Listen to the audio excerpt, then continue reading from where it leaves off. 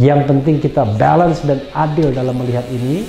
Kalau benar katakan benar, kalau salah katakan salah.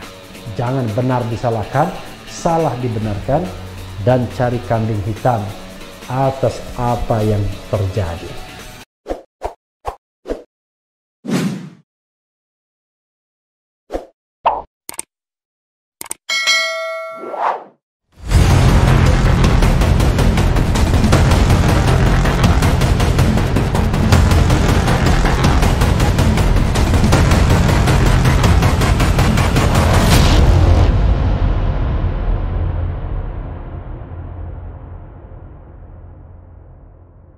Assalamualaikum warahmatullahi wabarakatuh, Sobat RH sekalian.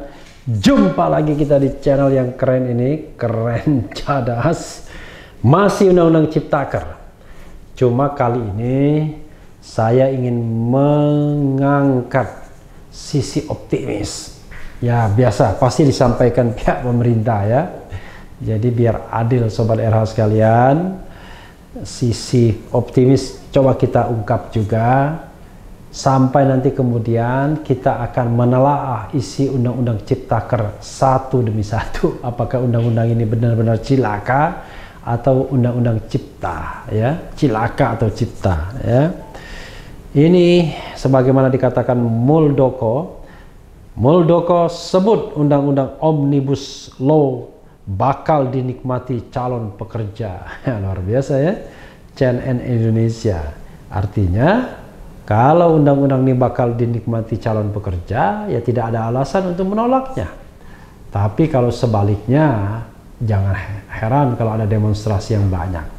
Makanya harus ada objektivitas dengan cara mengkaji secara persis isi undang-undang tersebut setelah kita mendapatkan naskah finalnya atau naskah yang sudah menjadi undang-undang dan sudah diundangkan ya, sudah ada nomornya. Kalau sekarang masih naskah-naskah yang berubah-ubah, sudah 6 kali berubahnya. Jakarta, CNN Indonesia. Kepala Kantor Staf Presiden KSP RI Muldoko membeberkan sikap pemerintah terkait demo berjilid-jilid luar biasa yang dilakukan kelompok masyarakat dan mahasiswa beberapa waktu terakhir.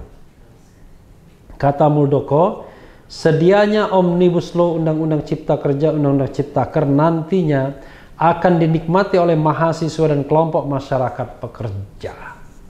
Namun hal ini belum dikomunikasikan ke masyarakat sehingga menimbulkan demo yang berhari-hari. Undang-Undang Omnibus Law bakal membuka investasi yang sangat luas, maka pekerjaan akan dibuka. Dan siapa yang menikmati? Tentu anak-anak saya yang saat ini berada di jalanan, kata Muldoko dalam rekaman yang disebarkan oleh KSP Rabu 21 Oktober. Luar biasa KSP ini ya.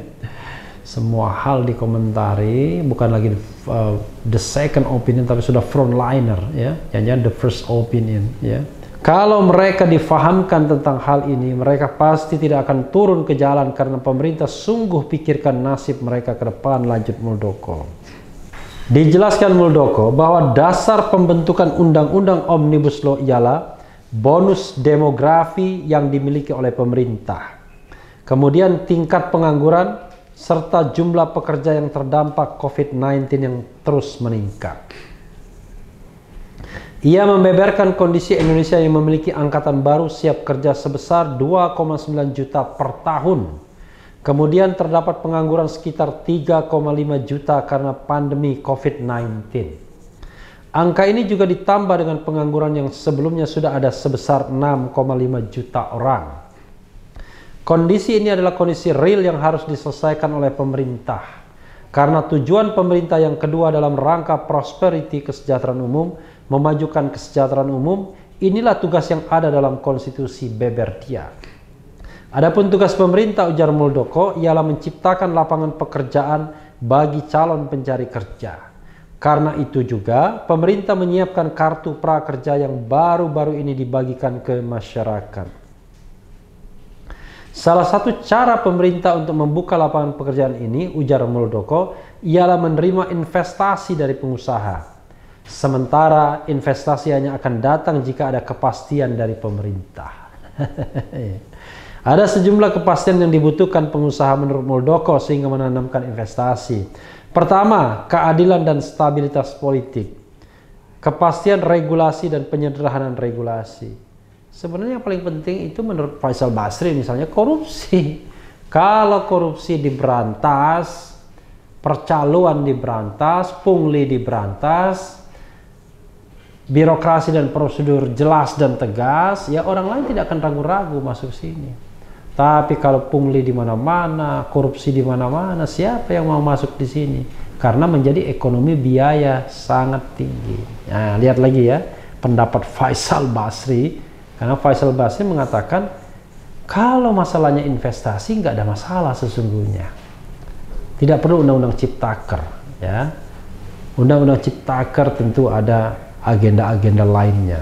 Awalnya mungkin bagus, tapi sekali lagi baiknya kita akan tunggu naskah yang sudah ditandatangani, yang sudah sah, yang sudah terpublikasikan, baru dibahas satu demi satu nantinya ya.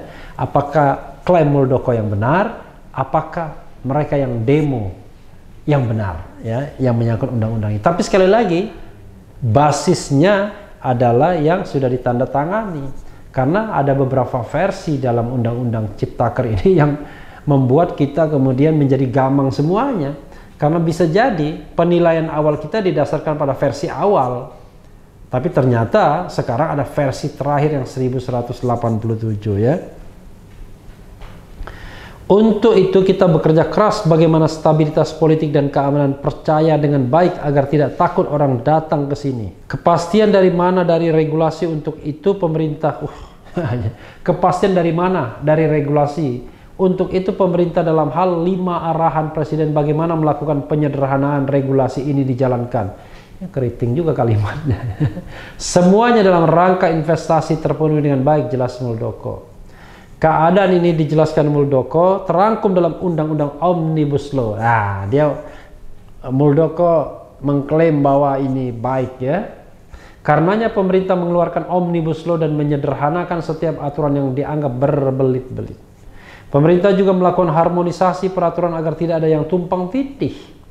Dengan begitu diharapkan investasi bisa masuk dan membuka lapangan pekerjaan untuk masyarakat Indonesia.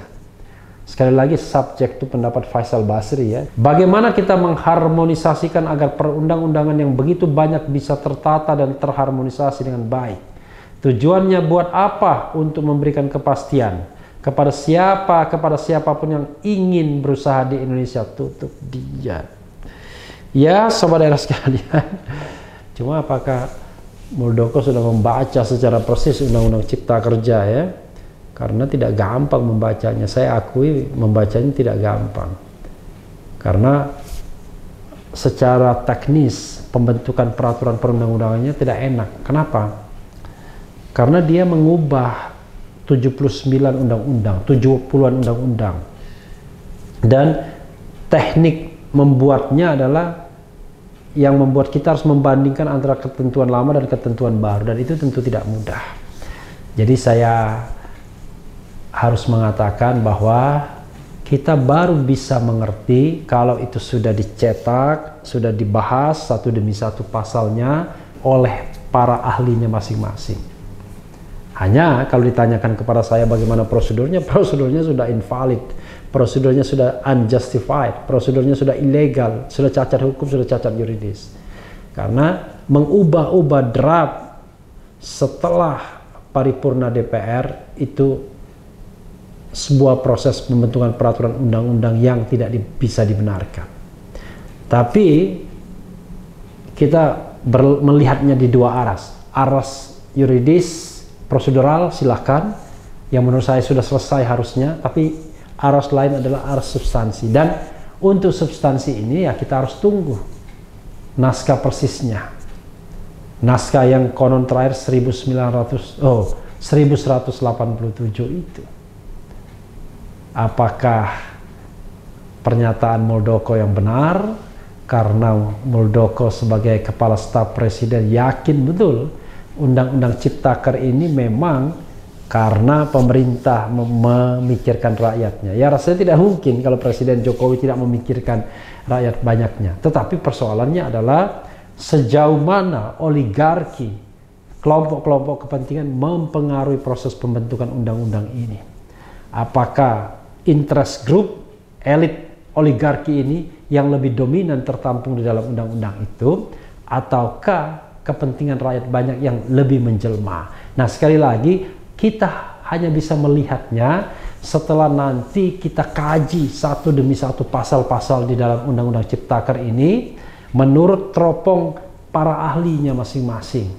Ahli perburuhan atau ketenaga kerjaan, ahli lingkungan, ahli pertanahan, ahli otonomi daerah, ahli sumber daya alam, gas dan minyak bumi dan lain sebagainya dan lain sebagainya.